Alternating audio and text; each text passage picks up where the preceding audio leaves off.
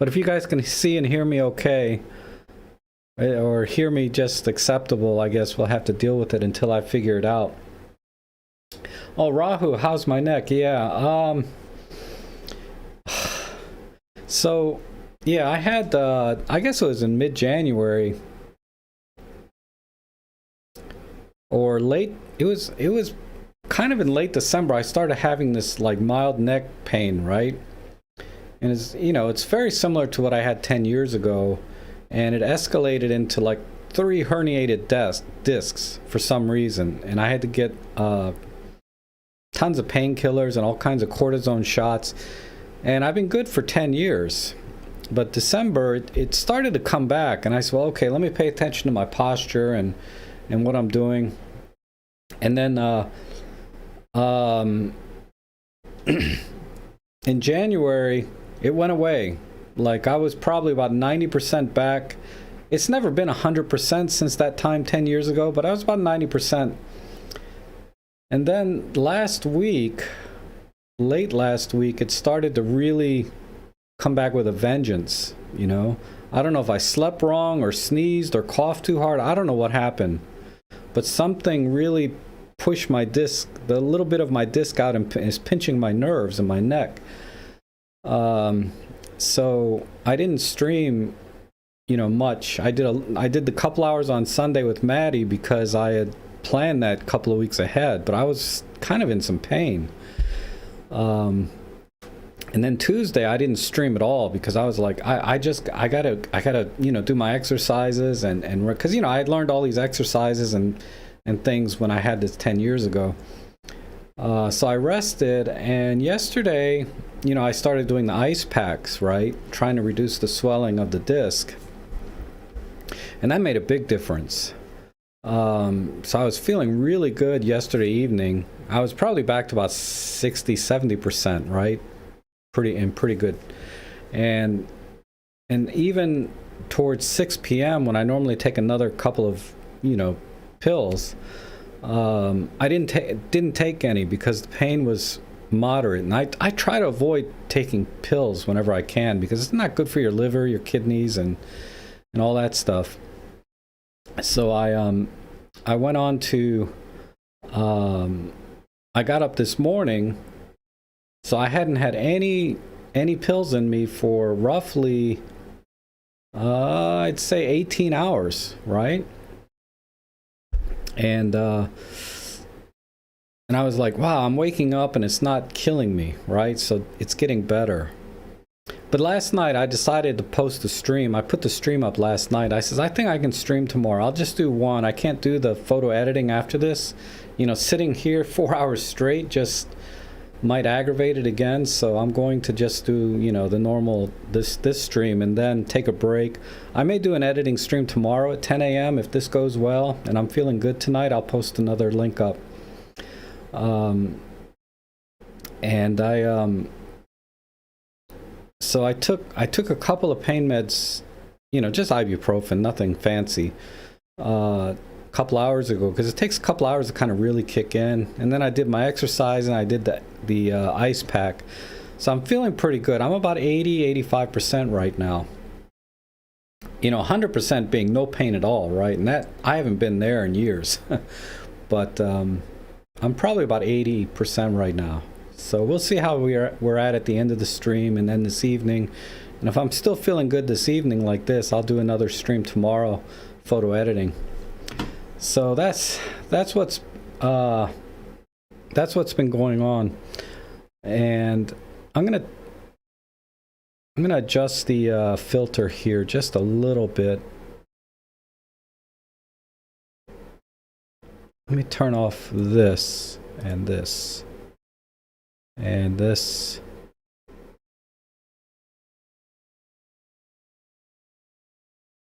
If I turn this all the way down, turn this up a little more, turn it, default settings. All right, I'll just leave it with the default settings.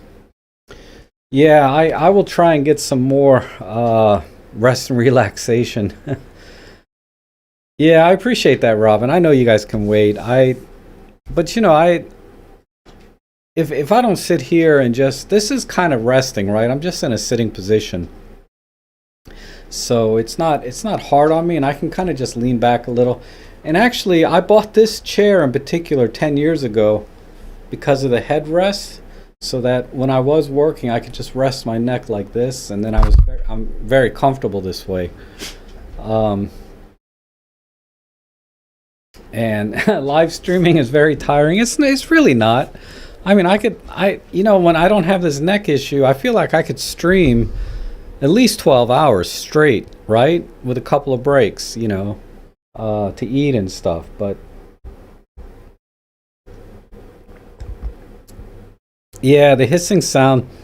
Well, I have the space heater on now because it's blasting, and Ellie likes to sit in front of it.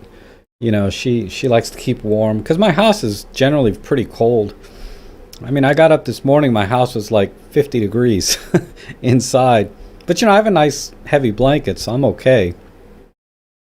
But I'm trying to spread out my fuel cost as much as I can. As in the wintertime, I spend about $300 a month on fuel oil. And, jobs haven't been coming lately. So, I mean, I had that one job about 2 weeks ago with the shopping center. And that helps, but yeah, I gotta spread things out a little bit. I gotta make every dollar last as long as it can. um, oh, thanks, Ann. I appreciate it. But I really wanted to come on today because there's been a lot going on, right? We had that interview with the Olympus rep who came over from Olympus, and now he's CFO or CTO, right? Chief Technology Officer. And he talked about a lot of, it's very glowing and very positive, right, for Olympus products going forward. And, the only gray area I think was, if they can bring the company back to profitability within a year. That was their goal. And that's going to be tough because, we all heard that Olympus is the number one selling brand in Japan. Number one, right? And not just last year, but many years, if not in the top two or three, whatever. But number one, 20 some percent of the market. And so they were doing well, relatively speaking, but, they're still not making money. And a lot of companies that are supposedly doing well or still cranking out cameras, they're not making much money either. If any, they might be negative. I don't know what everybody else's numbers are. I don't really pay attention to that. But, you hear things, right? As you're streaming and looking at things, you hear how companies like Nikon is losing money or shredding jobs. Canon's predicting 50% drops every year. Fuji, I haven't heard much, but, it's tough all over. And I think, for them to get profitable in 1 year, um, we have to get travel and everything back up to speed, right, on the consumer level. And once we start traveling again, both consumer and professional, I think camera sales will pick up.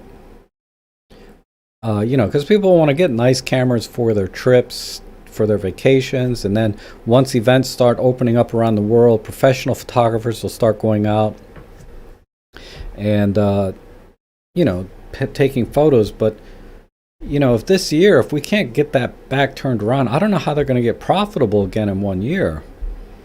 You can cut costs all you want, you got to have revenue. Right? And so that was the only gray area for me, or anxiety that I had about that interview. Was he said he wanted to be profitable in 1 year, and I think the very positive messages in there were that they are continuing to develop products. They were talking about maybe they might outsource product development, which I'm kind of okay with. Because ultimately Olympus has to have the final say on this is what we want. And if they outsource it, it's okay. It ends up being cheaper, right? Outsourcing things. but if they do the primary uh, design, like the ergonomics, because honestly, cameras today, sometimes I feel like you just change the brand on the front of the camera, and every camera looks the same to me in terms of the image quality. I could take my EM1 Mark III, slap Nikon on the front, and nobody would know the difference when in the final image. Um, or slap Canon on Nikon. It's like you take a picture, and the pictures are, they are what they are. So what Olympus has to do is, if they're going to start outsourcing development, they still need to take the lead in the innovation and come up with these ideas and say, we want a product that can do A, B, and C. Can you develop something like this for us? And the companies that maybe specialize in those kinds of things say, yes, we can. They develop a contract, and hopefully everything goes as planned. So a lot of the R&D may go a lot smoother and develop products faster by outsourcing. Versus, sometimes when you do everything internally, you may not have the certain expertise for a particular development that you want to go into. And you're limited by your source of, R&D people. But outsourcing, the people that take on the contracts with Olympus, for example, they should already have the skill set and the expertise, but they can also hire additional people because they got this new contract, right? So I'm just kind of thinking, kind of a big picture, but I think I don't really have a problem with them outsourcing. And like I said, I like that they said we're going to come out with more products, maybe the Pen F2, which would be amazing. I will max out any credit card I have to get that thing. Let me tell you.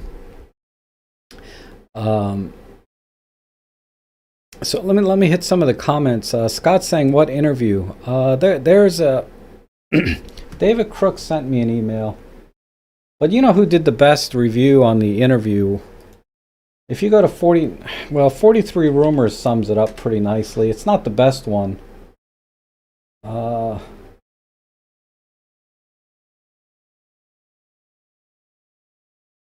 me bring it over for you guys.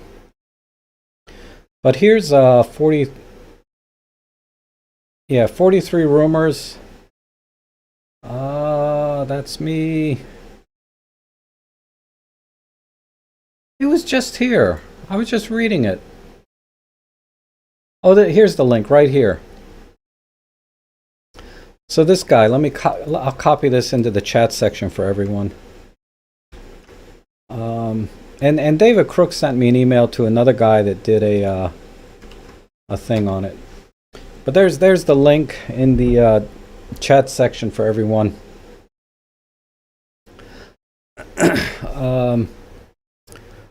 So you can kind of read through that. I think the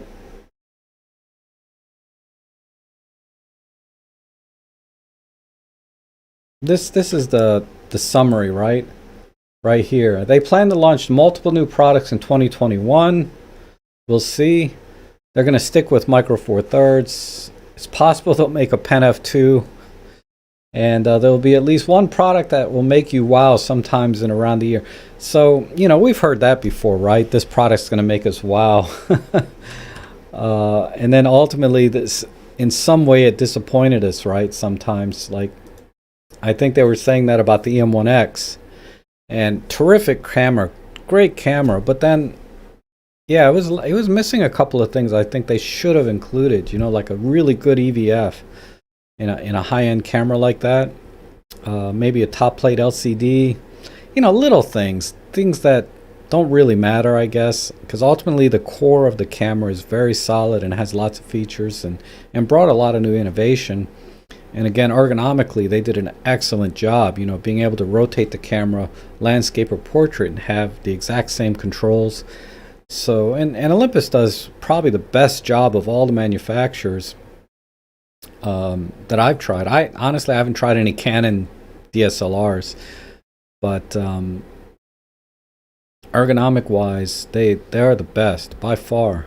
Hi, Darko. How are you? Peter's here. Camera companies should sell photography art form, and the gear sales will follow.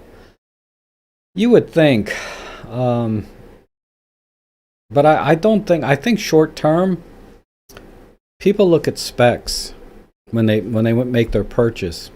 The art itself, they, that's very personal, right? So they want to find cameras that have the best specs, and then people say, "Okay, I'll learn the art afterwards." Because I was like that when I first started shopping cameras back in 2012. I bought a Sony NEX6, and spec-wise, it was up there. Price-wise, it was there. It was a little pricey at the time. That I felt it was a little pricey, but I got the Sony NEX6 with APS-C sensor with all the features. It had an app so you could download onto it. And so it was a very technical, really amazing piece of technology. And then the EM1, it was the M1 Mark 1 was out at the same time. That was $1,000 or more, right? And I was like, I was torn. I almost got the EM1 back in 2012, and I wish I did now looking back, right? But I went with Sony, right? Because you go online and you read all the reviews, so I feel like the average consumer, that's how they shop, is they look for technical specs to meet, to meet or exceed what they think their needs are. And yeah, what camera companies I think really need to do is, in the same vein that you're talking about, having the photography as an art form, they really need to educate consumers more. Now that we have tons of ways to distribute education, because education is very distributive now, they need to really spend a lot of time teaching people how to use their cameras, so that they can go and follow their art form, whatever kind of pictures they want to take. But the problem is, people buy a camera, because I get this so much on my own channel. I have these very, very basic beginner series for the M10 Mark II, which got my channel really rolling, was when I went down and I said, this is how you format a memory card, this is how you attach a lens, the most basic things that a lot of us take for granted, right? Being experienced photographers, many of you have been taking pictures for as long as since I was born, in the 60s. And but there's a lot of consumers, they go out and they buy a camera, and I can't tell you how many comments and emails and feedback that I got from people saying, "Thank you so much for your video, because I've had this camera for almost 2 or 3 years," excuse me, "and I've never learned how to use it. I always shot in auto mode, or it's been sitting on the shelf, or they just never used the camera because they didn't know how to use it, because of the most basic things. They out of format a memory card was a complete new thing for some people." Because the process of taking the memory card out, putting it into your computer, that is very foreign to a lot of people, right? Because everything's wireless now. They just take a picture, it uploads Instagram, yada yada. They don't, memory cards just don't exist with a cell phone, really, right? You take a picture with a cell phone. So this process of going to a legitimate camera is very foreign to a lot of people. And just like in Robin Wong's video, when he was talking about high ISO, and that's an excellent video, guys. You guys should watch it. It's a very recent one, maybe a week or two ago, talking about high ISO. And it really wasn't about high ISO. Not in the sense that a lot of people talk about high ISO, but he's taking pictures, and the people there, the client, didn't even know that his camera had silent shutter mode, where it didn't make a shutter sound. They're like, you can't take any pictures because we're in a studio and we don't need any we don't want any click sounds in our audio. And he's like, no, look, it's silent. And they were just amazed by that. So that's one of the things that, and that's what I mean, is people are just, there's so many consumers, I think, that that they want to buy a camera, but it's very intimidating, right? Because of all the buttons and dials. They pick it up, they see these letters on the mode dial, PASM, auto. What do you think a beginner is going to pick? They're going to pick auto, right? I mean, let me look at this one. This one has PASM and auto, scene mode, art mode, movie mode. They're not going to pick PASM. They don't know what P means, or A, or S, or M. But you see auto on there. They're gonna say, okay, let's go to auto, and then they put it into A, S, or M, and they're like, what the hell, Why is my picture dark, or why is why is everything blurry? It's like, so that's where, in my mind, manufacturers have really need to have this tremendous amount. It's probably not cheap. I don't know what it would take. But they need to have a lot of support for the consumer after they buy the camera to show them how to use it. But unfortunately, that I don't know how they're going to do that unless when they sell the camera. Because think about it. When Affinity, Capture One, Lightroom, any of these software companies sell a product, you can go onto YouTube, right, to their channel, or you can go to Adobe's website, and they have a whole section on there with videos on how to use their product, right? From the very basic, very, very basic, how to get started, how to open, how to import your files. That's what the camera companies need to do. But when you go to like the Olympus channels that they have for their own cameras, all they do is talk, they get a ambassador out there, or a visionary, taking these beautiful pictures with their cameras, and they're not telling you one thing about how to take a picture like that. They're just saying, our cameras can take these kinds of pictures, look how beautiful they are, and they think people are going to buy a camera based on that, and that's not going to happen. They need, it might, but every camera company has those kinds of videos where they show these beautiful pictures, these beautiful features that the camera might have. I sound like I'm ranting, right? I'm not. I'm very happy, actually. I'm not upset. But I'm just trying to make a point to the camera companies. You need to have something like Adobe does, Capture One, Affinity, all of these other software companies in photography have these videos to help you get started.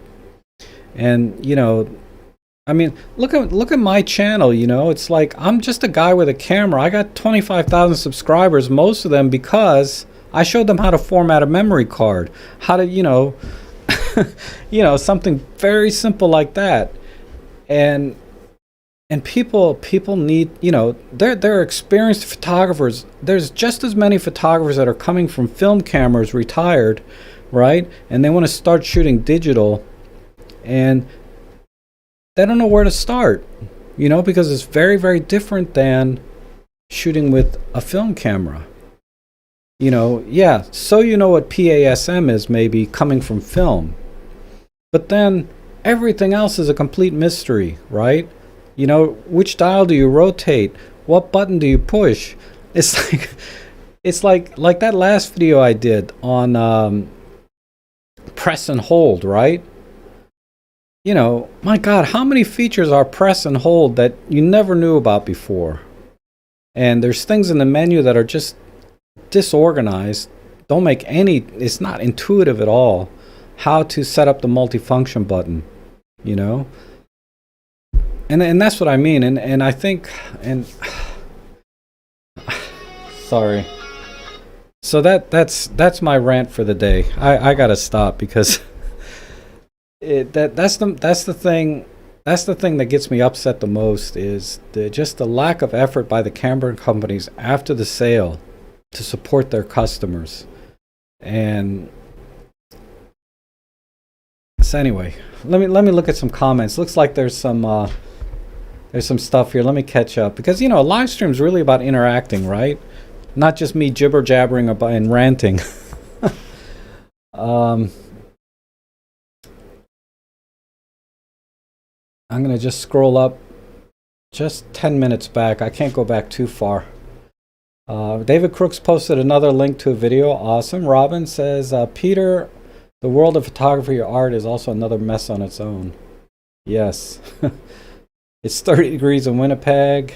The first thing, Raho says, the first thing the OM Digital need to do is sort out supply chain service to keep current customers. Yes, they are going to continue servicing current customers. That was another thing in the interview. And Leon says, Rob, you send a very negative message as an Olympus support shooter. That's not going to encourage people to look at Olympus. Maybe send more careful, positive message to attract people. Yes. I don't mean to be negative. That was the only thing that I was a little anxious about, is like, what does he mean about he needs to be profitable in 1 year? You know, that's a pretty bold thing. But honestly, you can't buy any camera today without worrying about what's going to happen, you know? Any product. It's just just the way it is. But I have no problem buying anything Olympus now or in the future. Because I know the kind of product that they make and the quality that they make, and it's hard for me to go to other camera systems or consider other camera systems unless there's something very specific that I need. You know, when I'm looking at it as a tool, as a professional, if there's something Olympus doesn't offer, then I will get that other product. A really good example of that is this DJI Osmo, right? Olympus has nothing like this. I don't use this to take pictures. I do this for a lot of video, you know, and it's a camera with a gimbal built in. It's compact, lightweight. You know, this is a perfect example of something that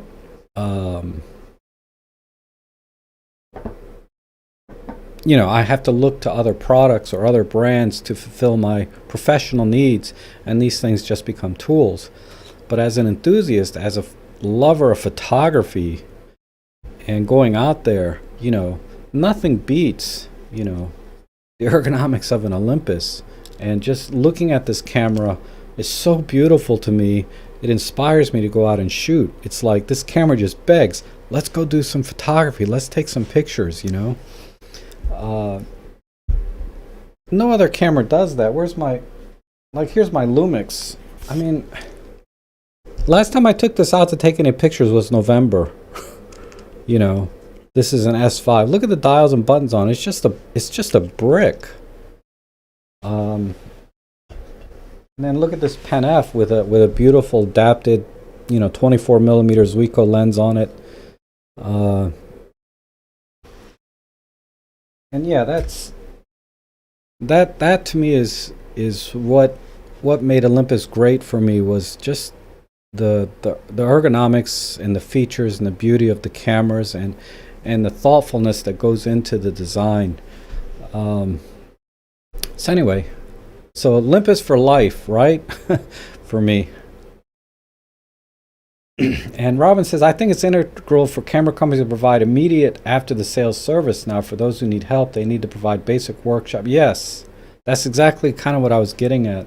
I don't know how they're going to do it, you know, but that's, you know, at least a series of videos on their own channel, for God's sake, showing people how to use it, not just what the camera can do, and pictures that professionals take. Because you could give, you know, anybody, well, anyway, let's move on. And Rick Bear says, since the advent of internet forums, too many manufacturers have failed to provide proper user manuals of their products. Manuals have always been a low priority or afterthought. Yeah, the manuals, they try. I know they try. It's not an easy thing. They're pretty thick, and they put everything in there, but then it's not organized that well either. And it's not the person creating the manuals. It's not really their fault. It's really because the way I see Olympus, the menus and things, is they had a core menu, say, when the first Olympus came out, whatever that was. I can't even think of it. A pen. It was probably a pen PL1 or something. But they had that core set of menus. Actually, the E500, the E series, had a core menu that's very similar to what we have now. And over the years, different teams started developing features and just tacking them on into that menu system without any thought to reorganizing or restructuring that entire menu system. And I get it. It's not easy to switch or restructure a menu system from camera to camera, because you might upset some of your current user base saying, why did you change it? It was fine the way it was before. So whatever that battle is that they have internally, but it's to the point now, it's just too much. There's too many features in the camera. They need a full restructure of the menu system. And they have the AP mode now on EM10s, which I think was a very good attempt at that. And I think a lot of people did like the AP mode to kind of simplify the features.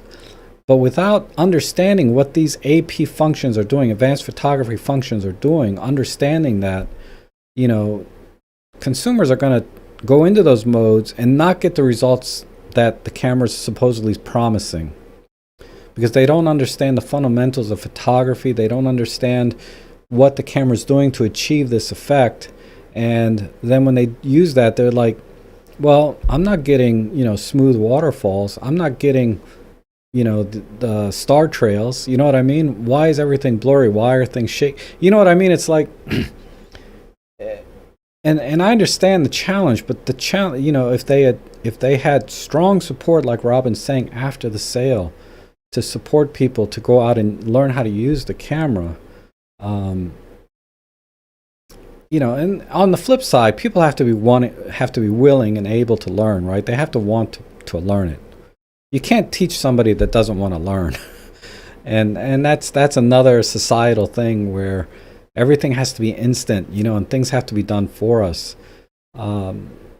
So there's a challenge from an education standpoint where the educator wants to teach you how to do it, right? Let's say, I want to teach somebody how to use their camera properly, but if they're not interested, if they don't want to do it, doesn't matter how good a teacher I am, I'm not going to be able to teach them anything. And so there's kind of that hurdle as well on both sides. This person wants to take great pictures, but they don't want to learn how to do it.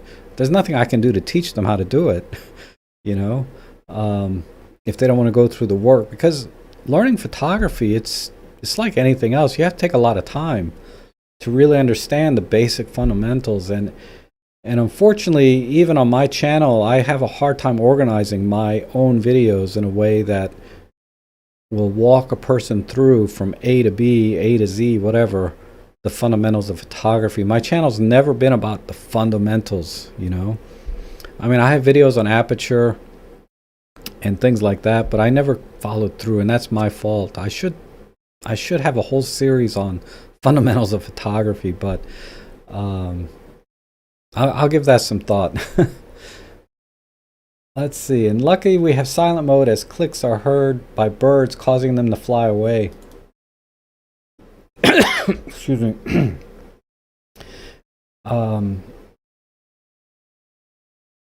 I think it really depends where you are. Some birds are very human. What's the word? Jaded. Like, they're used to people being around, and they don't mind the clicks. At least here, I found some places I go, the birds, you can get right up to them sometimes.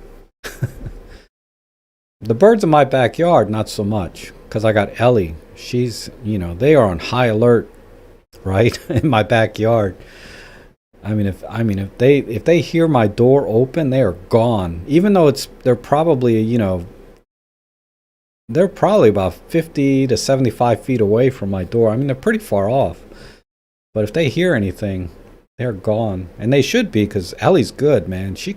I caught her catch a bird midair, man. She went tearing out there, and the bird started taking off, and she leaped and got one. But anyway.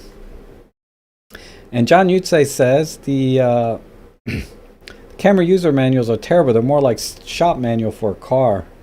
That's where YouTube videos really fill the gap. Yes. And then Robin says, when I was working for Olympus Malaysia, the years I left, I provided monthly basic workshop for new customers covering fundamentals of photography and the key. Awesome. Yeah, I wish Olympus could do that more through the camera stores, right? Like, I would have no problem, maybe I should just ask them. I never did. I could go to my local camera store and say, hey, let's have a workshop. No charge. You don't have to pay me nothing. I enjoy doing this. I want people to get into photography. I want your store to thrive. I want District Camera to thrive. And anything I can do to help keep local small camera stores and businesses going, that's one way I can help. I can't help Starbucks. I don't like Starbucks coffee. That was so expensive. But I can go to District Camera, and there's only so much gear I can buy. But, anyway. robtrek, would you still recommend the TG5 or TG6 at a heavy discount or wait? I've been enjoying your TG5 tests. Yeah, the those are fine cameras. If you can get a really good deal on it, like less than $300, they're fun little cameras to carry around and just get some snapshots and even take. And you've seen I've had maybe 5 or 6 TG5 videos, and it takes fine pictures. I wouldn't worry about waiting for another model to come out. I mean, the only thing that would make me crazy is if they come out with a TG5, like a TG7 with a 1-inch sensor. That would drive me frickin' nuts. I mean, it'll probably be $1,000. But think about that, a TG7 with a 1-inch sensor in it. That would be the bee's knees, so to speak. But as it is, if you spend less than $300 for a TG5 or 6, definitely get one. It's a great camera. And John Truman says, I think a lot of manufacturers use people like you and Robin Wong and others to do the teaching of their products. I learned a lot from you guys, not from Olympus. Thank you, John. That's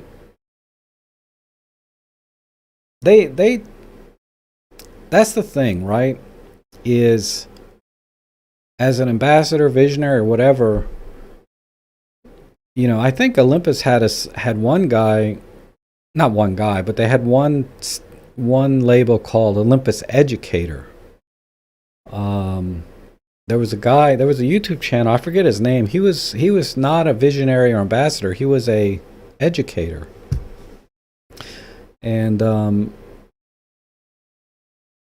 if they could pay, they'd have to pay an educator, though,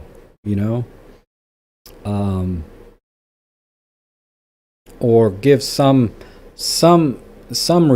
way to compensate them. Like the visionaries, they get access to gear and sent on trips time to time, so they get some benefit other than money, right? They get other benefits. But an educator, those kind of benefits don't mean anything, right? It's like, yeah, I got a new camera. I can show people how to use it, but it's pretty much the same as the last one. They need this anyway. They should really push that and definitely put those things on their channel. Like hire they have an Olympus Educator title. Hire that guy to go out and make a series of videos in a professional studio to teach people how to use their cameras. And then inside the box, in the user's manual, page 1 says, our YouTube channel is this for beginners, and that would be nice. And Ann says, I had my EM10 for 2 years before finding your videos. I used it in auto, but still wasn't happy. Then joining in your live streams and support from you guys really helped. Yeah, see, I hear that a lot, Ann. It just, yeah, people are just stuck on auto, right? Because you see PASM, it's like, what the heck does that mean? And Christine says, maybe I'm flogging a dead horse. What about developing hybrid cameras? Would also focus the user interface issues somewhat and cost focus tech problem or modularity.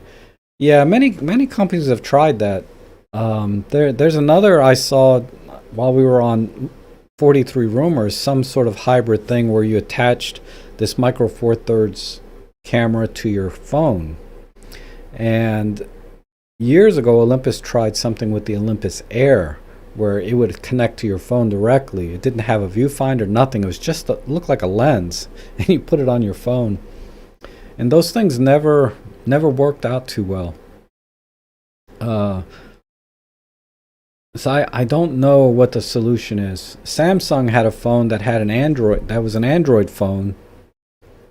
No, I'm sorry, let me rephrase it. It was an Android camera. You know, you used the Android OS system, and it was a real camera. And you know where Samsung is now, right?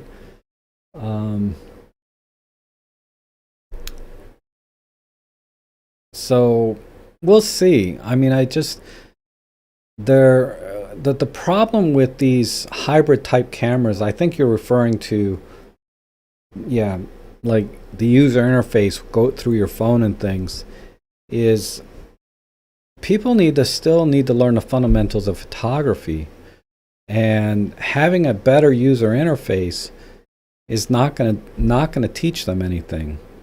It'll make using the camera easier, especially for people that know what they're doing already. They said, oh wow, this is very intuitive, I can go here, I can do this. But to a beginner, you know, if they don't understand the fundamentals of photography, of exposure and composition and all of the other things, capturing the moment, being in the moment, you know, those kind of things, that hybrid cameras are not going to solve that problem, in my opinion. That's all.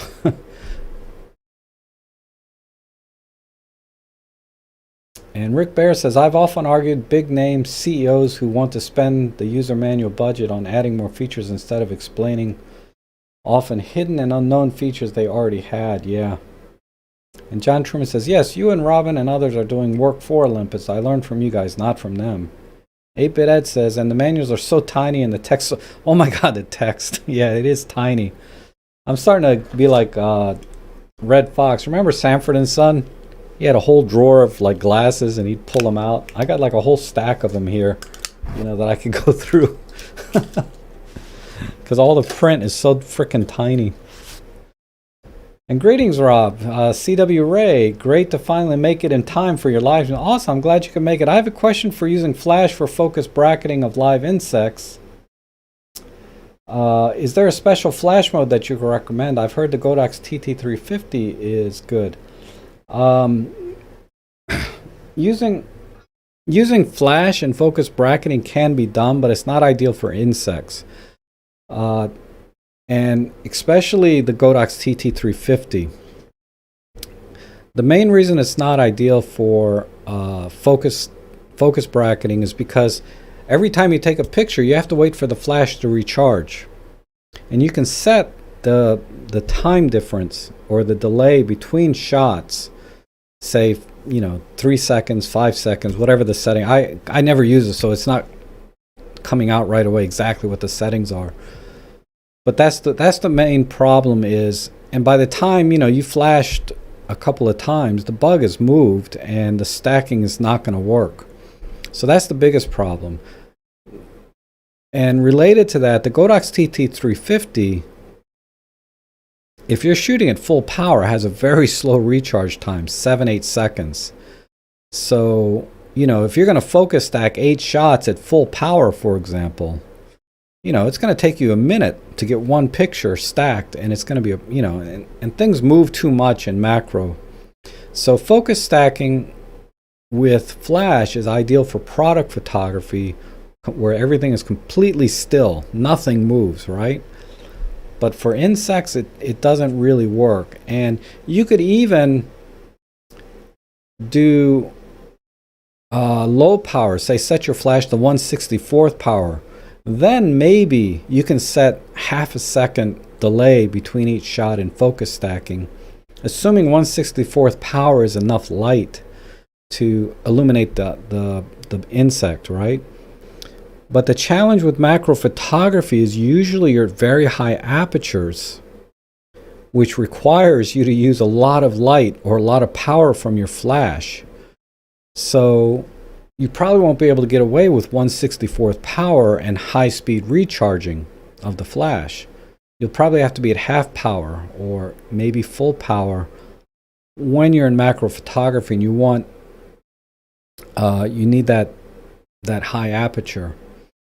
You know, focus stacking in theory allows you to use lower apertures, but I would still argue, you need to be at f8 or higher, even with focus stacking, in very small macro type photography. So it's not recommended. I don't think there's any settings. Now Robin Wong, I'm sure he has some videos on macro photography and using flash with macro. I don't know if you have any on stacking macro photography with flash for insects, but those are the challenges I see doing that kind of photography. Is mainly the flash recycle time, because you need to be at a relatively high power flash to do macro work. Hopefully that makes sense. But Robin, feel free to chime in to CWB Ray if you want to elaborate on my answer to that, or if I was completely off. It's fine. And Lauren, hi, says Rob has done such a great service to the camera world and MFT. Panasonic should send him new gear to review and keep. Yeah, that would be great. Yeah, most consumers want something simple to use. I agree, and that's fine. Use your phone. If the consumer wants simple thing, that's why smartphones, camera phones, they're relatively simple. You touch the screen and you're done. Share it, you're done. And people keep arguing that the reason camera sales are dropping is because the smartphones are taking over, and that's 100% legitimate reason why. But I think they can mitigate some of that, the loss of sales that they're losing to cell phones, by supporting the customer immediately after sale, just like Robin did these workshops, right, for new buyers. Because these buyers will go out and they start meeting other people, and people are seeing the pictures they're taking, and they're saying, "Wow, how'd you do that?" Word gets out that if you buy a camera, you're going to get support. Other people are not going to be so intimidated by that camera, because they know they can go right to Olympus or whoever and say, "Now I can come here anytime and get help when I need it," or come to this workshop and get as much help as I need. And then they have to have some support network after the workshop or whatever on YouTube, and say, a series of videos to reinforce what you did in the workshop, right? So you have the workshop and you say, okay, we're going to teach you A to Z here. And then if you go after the workshop, if you have any questions, we have a series of videos that will reinforce what we taught here, right? Maybe just live stream the workshop and have it available like B&H does, right? They have these 1 or 2 hour workshops. I don't know if they still do them, but they used to do them all the time, these workshops on B&H, right? They'd have a guest speaker come in and he'd teach you everything you want to know about whatever they were going to talk about. Which is actually, that's what I wanted to talk about today, was the live stream with I think it was Jay Dickman. I think that's his name. But Jimmy Chang had an awesome live stream. If you have not seen the live stream from yesterday with Jimmy Chang and I think it's Jay Dickman, you got to watch that after this, right? Actually, you could even go right now and go watch it. You'll learn a lot more over there than you ever will from me. That was an amazing, and I took some notes from that stream that I wanted to share with you guys and talk about that. So before I go today, I want to go over that stream a little bit, then highly recommend you go and watch that stream that Jimmy Chang had yesterday. They should look into what Microsoft Adobe Autodesk do with community support. Yes, JTC, I agree. And that's what I mentioned that earlier about how software companies do a great job with that. And Rick Bear says, as John Truman and robtrek are saying, the manufacturers are relying on others to publicize how clever their products are. It's always been a huge blind spot. Hidden features, yes. Leon says, Olympus should contact Rob to assist in designing and format of the camera menus and manuals. Why not? That's one thing, actually. I always thought I would be an awesome, technical writer for manuals, like user manuals, right? For any kind of product. I thought I'd be really good at that. Problem is, I hate writing. You know, I'm not much of a writer, but um, so I do videos, which are fine. But I thought I'd be a great technical writer for doing user manuals, like, you know, making a manual on how to use a toaster oven, or, you know, whatever. I would be so good at it. Cameras, no problem. Designing a menu, yeah. Oh my God, I would be so good at designing a frickin' menu for the cameras. The only people that do a really good job already is like Panasonic. I felt like it's very intuitive. You know, I've never tried. Well, Canon did it, I'd say, very similar to Panasonic. They're both very good menu systems, but I could still do better, in my opinion. So if anybody wants to hire me to design camera menu systems, you know, contact me. I would be so good at it.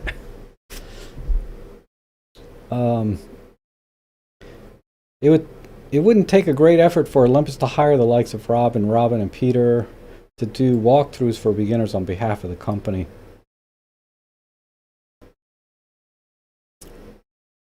And build better around, and Christine says, build better around use cases, not technical features. Good for print. I know, right? And cameras are like smartphones. I know Apple makes a huge PDF for iOS version. Very few people know of them or download or reads. They rely on watching YouTube on how to find. Yeah, that's the way I am. Music is, yeah. I just go on YouTube and look. Oh my God, I've been getting calls like 3, 4, 5 a day about updating my warranty on my car. It's all scam. Oh, John Mark, how are you? And John Matthews says, my first DSLR was an E420. It came with a DVD. Wow, that's right. I remember that. I remember, like, Nikon used to have a, no. I bought a bag. I bought a Nikon bag, right? And it came with a DVD. I never watched it, but I should. I should try and find that DVD and watch it. I wonder what's on it. And then Rick says, when you buy a Microsoft product, typically only about 60% of the features they've spent money on and developing are actually documented. Too many are unknown. Yeah, exactly. And Robert says, if you could give dealers a bigger return on sales, I'm sure everyone would hear about Olympus. I know, right? Is Olympus listening into this photography chat? If not, they should be. And Lauren says, Rob is right. It's like computers. Most people just don't understand the beast and will not take the time to learn a thing about computing. Linux users might be the exception. That's true. But Linux is, I won't even touch Linux, you know. I mean, I played with it a little bit years ago, meaning I installed Linux on one of my computers.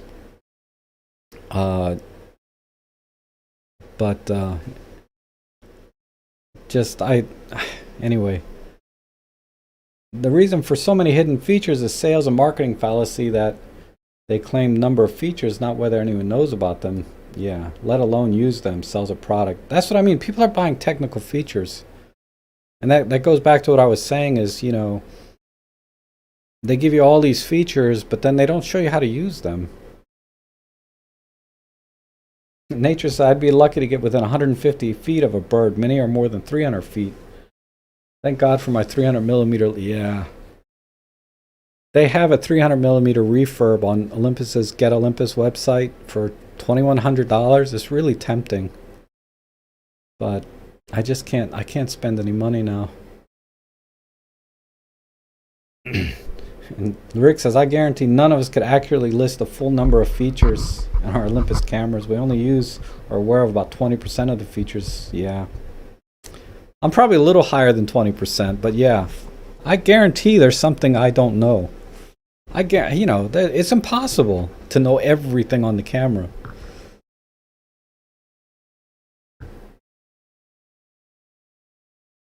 And the TG6 is a super camera, works amazingly well shooting underwater video. Yeah, it is a nice. They are nice, the TGs.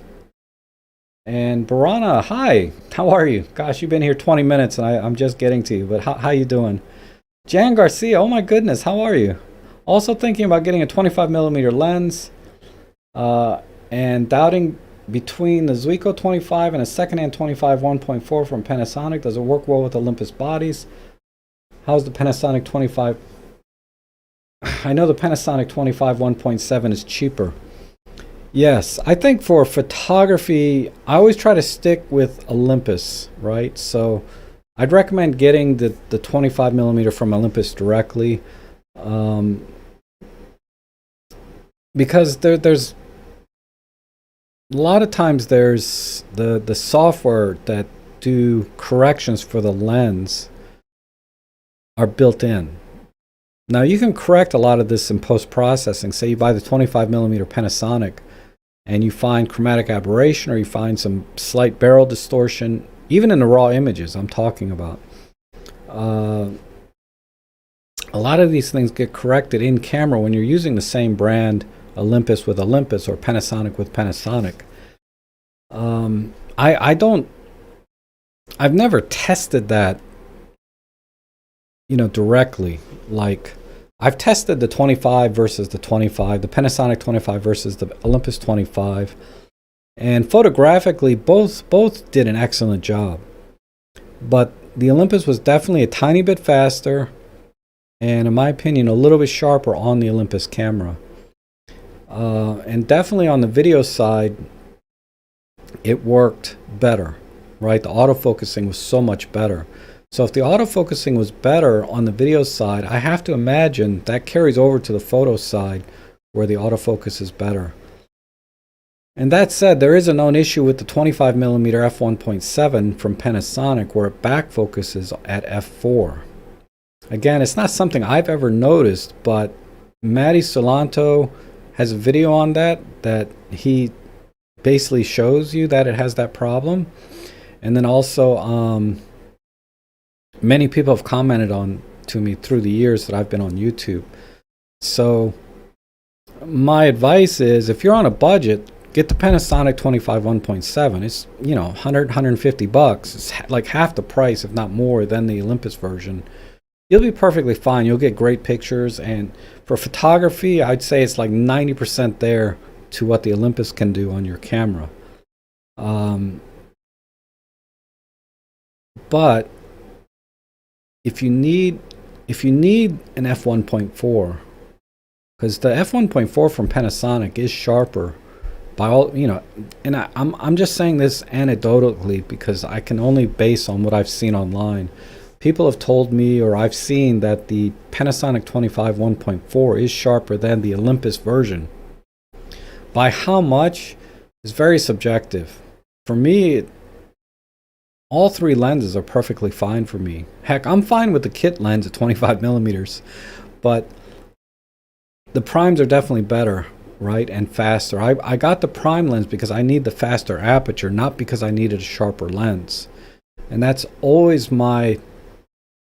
been, at least since I moved to Olympus, I don't worry about sharpness so much because I've always gotten very good images from any of their lenses. My concern is really, is it the right focal length and is it the right aperture that I need? And sometimes you just need a faster aperture. So if you know you need 1.4 over 1.8, get the 1.4.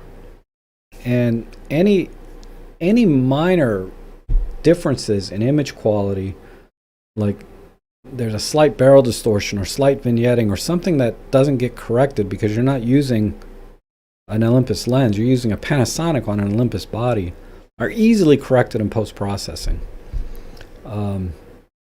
So that would be my general advice, is just buy Olympus when you can, unless you specifically need a lens from another brand, either because of your budget, right, or you need that specific aperture or focal length. So, like Panasonic has a few zoom lenses with different ranges that Olympus doesn't have. And you may need that specific focal length, right? So you need to get that and you'll be okay. But just be aware, you may run into some limitations with that lens.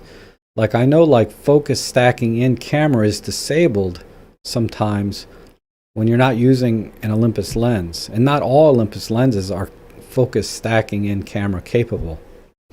But definitely none of the Panasonics can focus stack in camera. I'm pretty sure that's one of the features you might lose. You might lose handheld high-res shot mode. You might lose, I don't know, it's, well, not that, but you never know what's going to happen sometimes when you buy an off-brand lens and put it on your Olympus camera. You might lose some functionality. Save if you would have bought the Olympus brand instead, you would be all right. So hopefully that helps.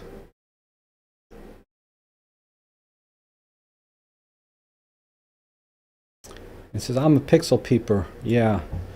If you're a pixel peeper, by all accounts, the Panasonic 25 1.4 is the sharpest 25mm lens out there. That's what I've heard. John Yutse says, we have... oh, Annette says, Olympus EDUC, I guess that means education, has an event at 5 p.m. Eastern today.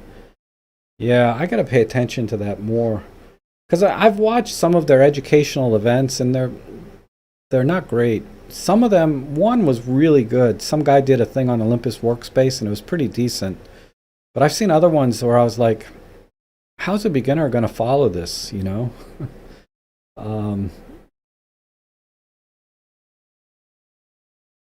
Oh, that's great. You got 6 camera stores in your area? That's awesome. John Yutze, that's awesome.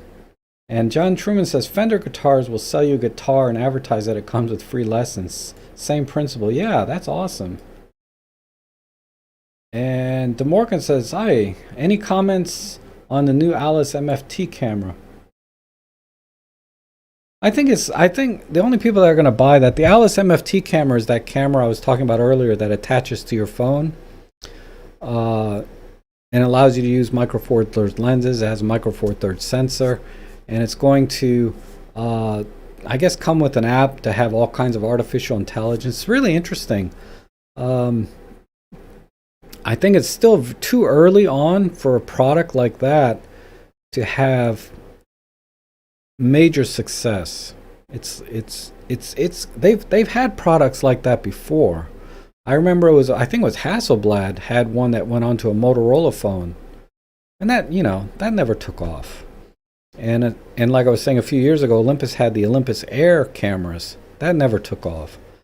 So I'm worried that we still may not be quite there, and it's going to take several companies to fail before one stands out and succeeds, right? And Alice Camera may be the one. They may do well and really start a new generation of cameras that attach to your smartphone. So we'll see. It may be the one. But I don't think, I think still the challenge is, even with all the artificial intelligence, and if people don't understand the fundamentals of photography, they're still not going to be able to use any kind of features successfully, right? There's only so much you can automate before you have to know what you're doing to make those automated things work. But it's still early, right? I can tell you that there's so many things I thought would never happen have happened. So many. I always use the Netflix example. I mean, before Netflix came about, I saw a commercial for something where somebody said, imagine being able to go and select from tens of thousands of movies and watch them anytime at your own convenience. And I was like, get out of here. And I was a techie. I've been a nerd my whole freaking life, and I saw that. And this was back in the 90s, I think. The 90s, right? Back when internet was still on dial-up and stuff. And I was like, come on. How? How is that possible? You would have to have, because memory was expensive, storage was, I would buy, I was buying 200 gigabyte drives, back then. And that was a huge drive back then.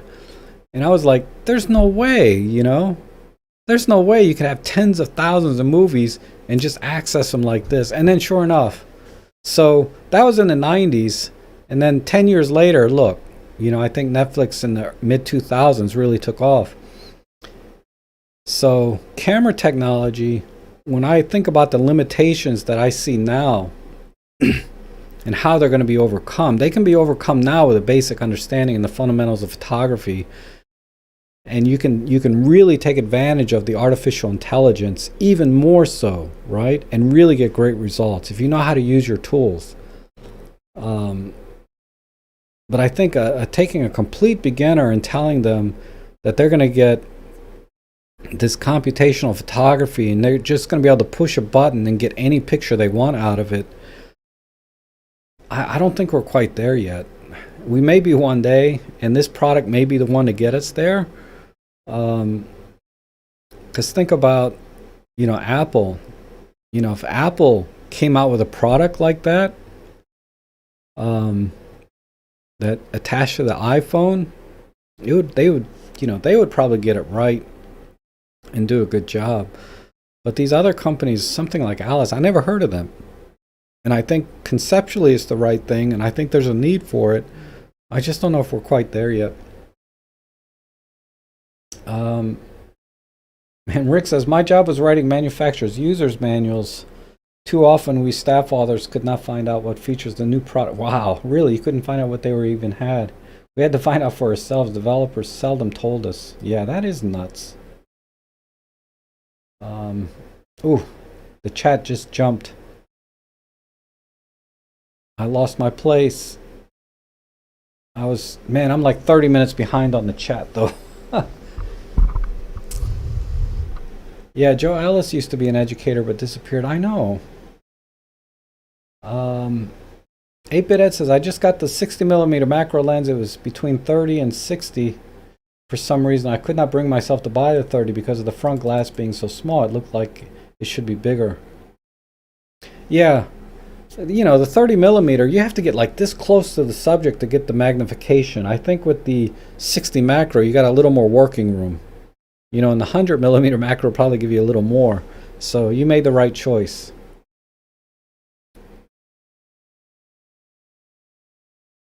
And Christine says, sorry, maybe I misspoke. I said decolv hybrids. I separate video from photography more, specialize on one or the other with the rest as a nice to have add-on. Oh, hybrid meaning photo and video. Okay, I understand now. Devolve. Okay, devolve. I know how it is with chat, right? Once you hit send, it's too late to kind of fix it, and you have to kind of come back.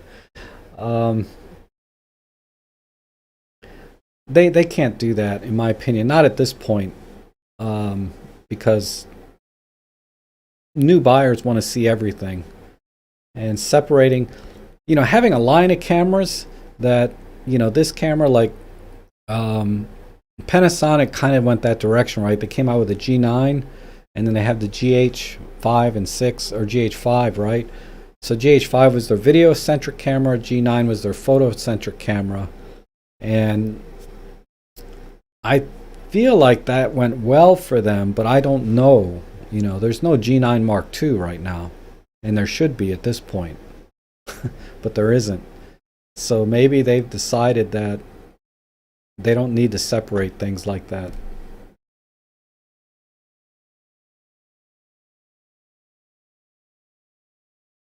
I mean, it would be nice if they did, but I don't think the market is going to allow that.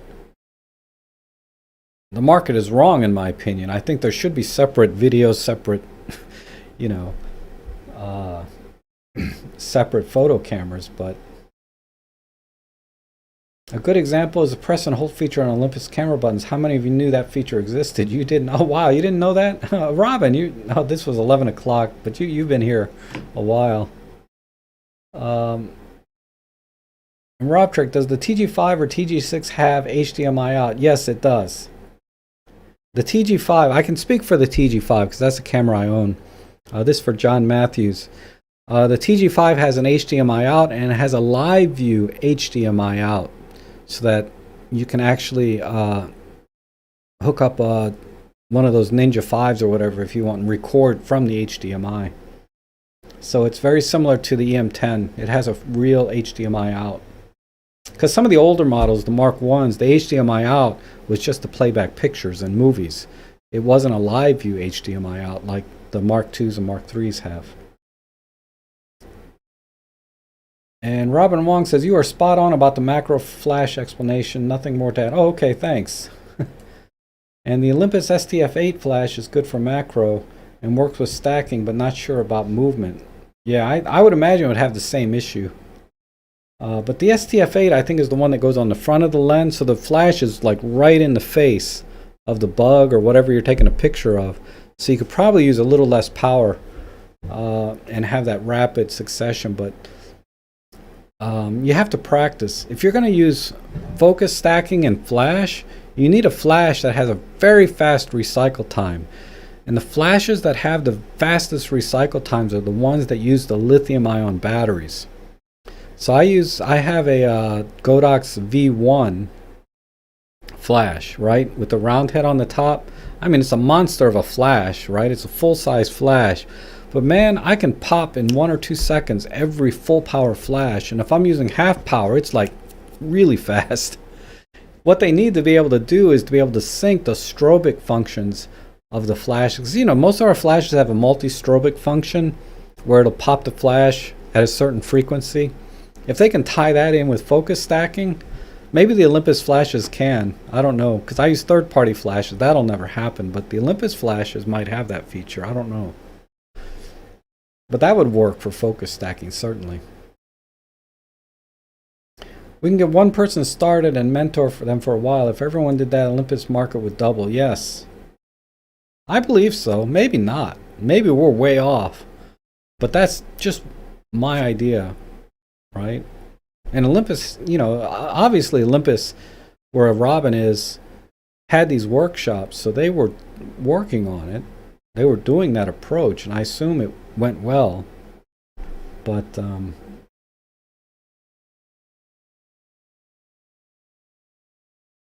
and yes, I mean, yeah, Stephen Page, yeah, I saw you there yesterday on.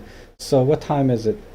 Okay, and in about 3 minutes, I'm going to talk about the as soon as I catch up on the chat, I'm going to talk about the stream from yesterday, because that was an amazing stream. Our friend has done more for Olympus sales than most of the highly paid sales, and they should have been rushing to hire him. Yes. Yeah, they ignored me. I mean, they're nice enough people. The Pennsylvania office, you know, I went to 1 or 2 events where I met some of them. Really nice people there at Olympus.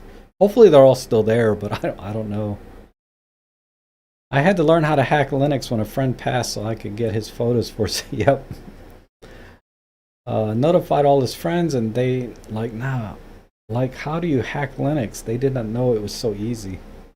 Yeah, Linux is open source software. I believe MFT is more popular in Japan than it is in the West. Maybe they understand the format better. Yeah, I mean, photography is big in Japan, right? So they're not wowed, I think, quite as much by, you know, the marketing hype that we get here in the West. But I don't know. I better not comment on that. I really don't know. I don't know why Olympus is #1 in Japan. I mean, I'm not surprised at all because it's an awesome camera, but I couldn't tell you why over Canon, Nikon, because they're all Japanese companies. And Demarisk is asking, I got the 45 f1.2 Pro and the EM1 deal. I own the 45 1.8. Sell the 45 1.2 and the 40 to 50. Instead, sell the 45 1.2 to sponsor. Oh, so you want to buy a 40 to 150 f 2.8.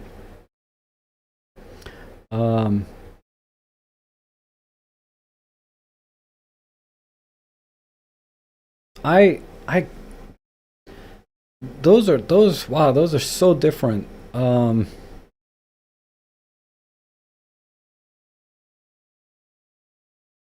I think if you do portrait work, you should stick with the 45 1.2. Um, and then buy the 40 to 150 later if you need it. That's a big assumption on my part. If you're more of a general photographer, yes, sell the 45 1.2 and get the 40 to 150. That'll expand your photography a lot more than having a single prime like that, especially when um, the 45 1.8 overlaps that. So if you know you're going to be shooting in low light and you're doing a lot of portrait work, then yeah, keep the 45 1.2. But if you're really kind of getting started and you want to expand your photography and explore all different kinds of things, sell that thing and get the 40 to 150. Me personally, I don't do portrait work, so I will never buy a 45 f 1.2.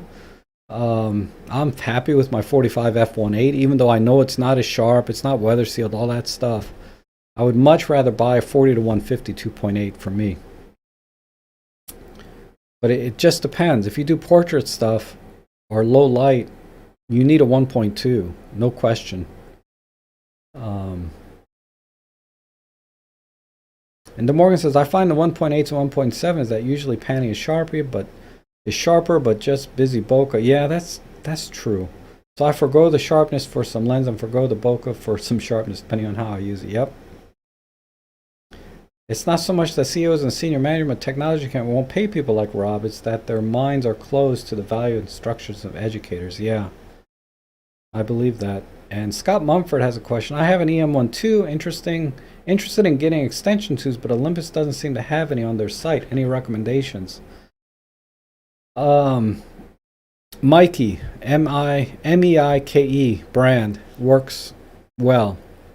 There's one brand, I forget which one it is, that doesn't work that well. Meaning they didn't drill the pin in the release pin hole in the extension tubes. So when you put the extension tubes on, the camera doesn't know you attached a lens. And I had to return them. I just can't remember what brand they were. They were cheap. But the Mikeys, I've never had a problem with.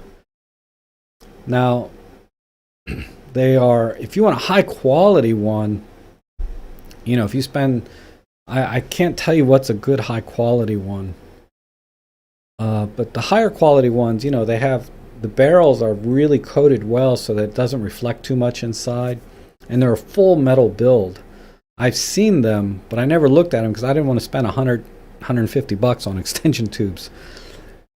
But you get better tighting fit and machining with the higher quality ones, based on what I could see, and also the coatings inside, so there's less reflections. The Mikeys, they have some that are all metal outside, which is better than all plastic, but they're all metal outside, but the insides are plastic. So if you drop your camera, you're going to break the extension tube because the inside is plastic. And I can tell you that from experience because I've dropped my camera and broke my extension tube on my Mikey, all metal exterior but plastic interior. So that's how I learned the interior was plastic. And the coatings, I've noticed that they have better coatings inside the extension tubes around the plastic, so you get less lens flare and stuff. Because when I stack extension tubes together, I start to get a little bit of lens flare and softness, and I'm pretty sure that's because of the light bouncing around and reflecting inside the barrel of the extension tube.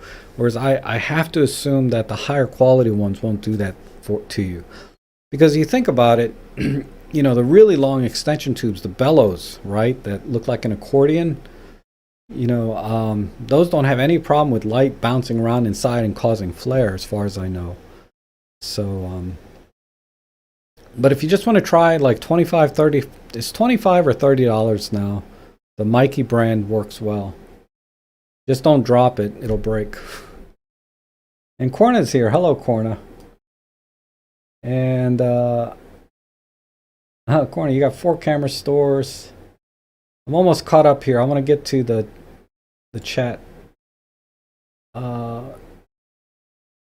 Hello from Spain. What did you study? I studied law when I was in college. Can you recommend an L bracket? Hold on.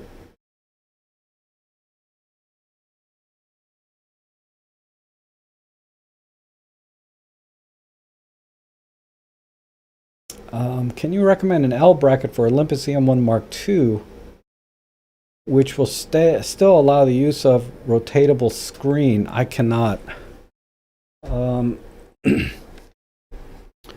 I bought this one. It has an L bracket that came with it, but if I recall, it didn't allow me to open the screen. I can't remember. Let me look.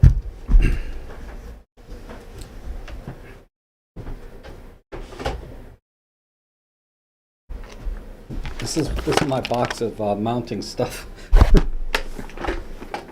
I throw all the L brackets I don't use in here. Let me see.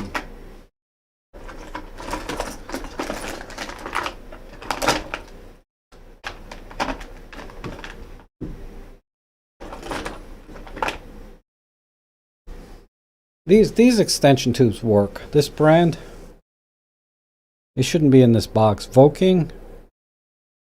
I paid like $16 for these. It's plastic all the way around. This is not like the Mikeys that were all metal, but these work.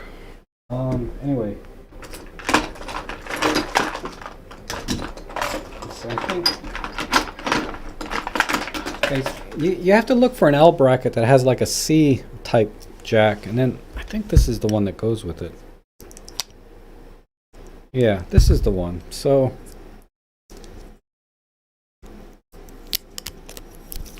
let me take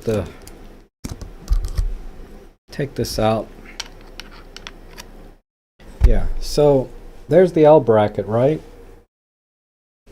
And then the screen can rotate out, but it gets stuck right about there. But because there's this little opening here, you can tilt the screen like so because of that mount. So it does allow you to use the screen or flip the screen out, but not all the way. And if I turn it, so if you want a full frontal view, it's not going to do that. It's kind of, that's your limit. But it does have the C opening here, so you can get some movement. So I don't know if that's one you're interested in. Who's this? Tom and Alloway? Yeah. That's the closest thing I found. Now, the only problem with this L bracket, so it's Arca Swiss on both sides, right? This L bracket has two problems that I'm going to tell you how you can fix one, but not the other. One problem is you only have this one screw holding it in. The one screw here, which, yeah, everything is like that, right? But normally there's little notches on the sides here to help secure this bracket to the camera so it doesn't move. And this bracket doesn't have that. So when I tighten this, and I don't like to over tighten this, so I tightened it as much as I thought was safe. This bracket still moved. So when I put it on the tripod, the camera would move on this bracket. So what I did is I got some thick double-sided tape that you use for, like, it's the same kind of tape you use when you put carpet on your floor and you want to tape the carpet to the floor, to the wood floor, for example. So it's a little bit thicker. And I put that all along the bottom and the sides here. So when I screwed this on, it's glued to the camera now with this double-sided tape. But the tape is removable, but it's very strong. It's carpet tape.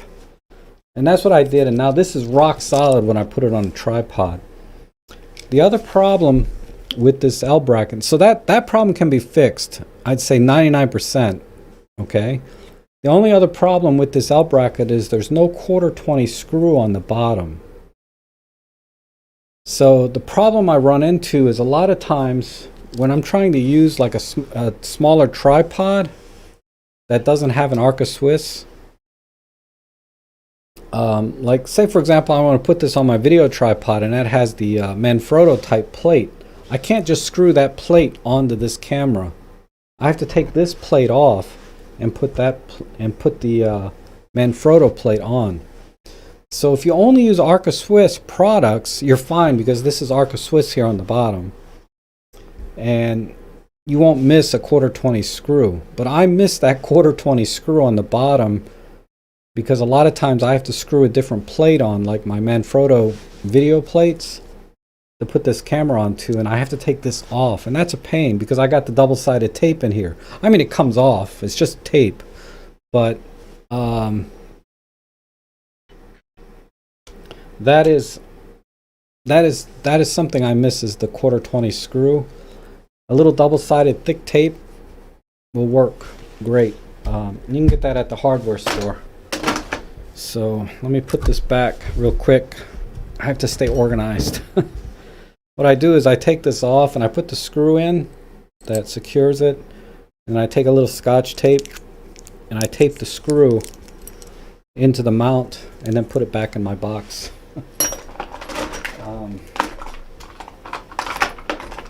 I got all kinds of neat little mount things in here. You know, junk you buy but never use. I'm sure everybody has a box like that, right? Under their bed or... Okay. Let me see if I can give you a link to it real quick. Amazon. Where's my shopping list? All my orders. Let me just type in E-M1. Here it is.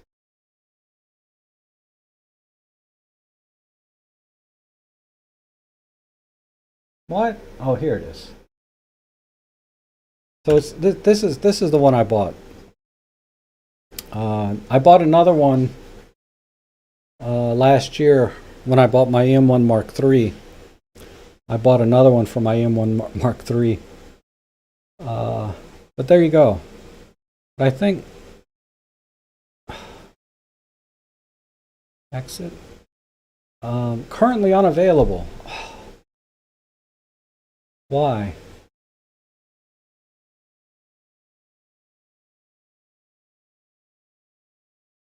Let me try E-M1 Mark II L bracket. I'm sure there's another one here. Here it is. Here's one. Oh, that's like in China though. Don't they have any local?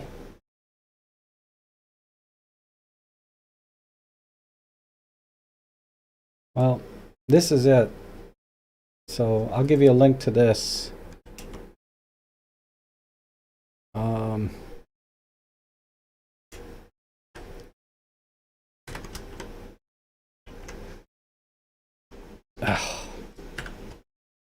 The 43 Rumors link. Hold on.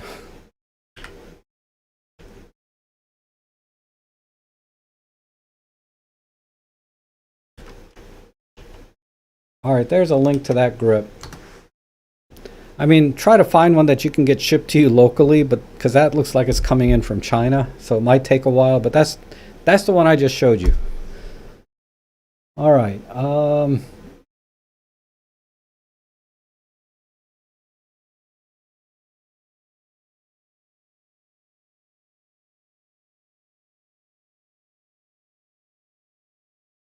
And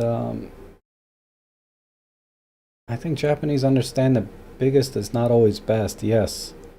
And Thomas says, fog and rain this morning when I walked the dog, so I utilize your method for weather sealing. Yes. The old plastic. Yep. Vodka. Yeah, vodka I think is the one that I had problems with. Surge. So I ended up getting this Voking. I think I returned the vodka. We're talking about extension tubes. I can look at my Amazon shopping list. It'll tell me which one I bought and returned. Let me see. Extension tube.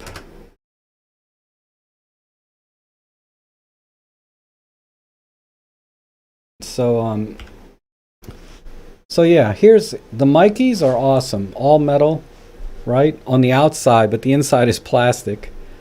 I bought these Faka. They didn't work, so I returned them. And then, because you can see, ordered February 4th and then ordered February 9th, right, last year. As soon as I got them, they didn't work because of the locking pin. It worked on some of my Olympuses, but it didn't work on another one. So I returned it and I got these Vokings, and I paid I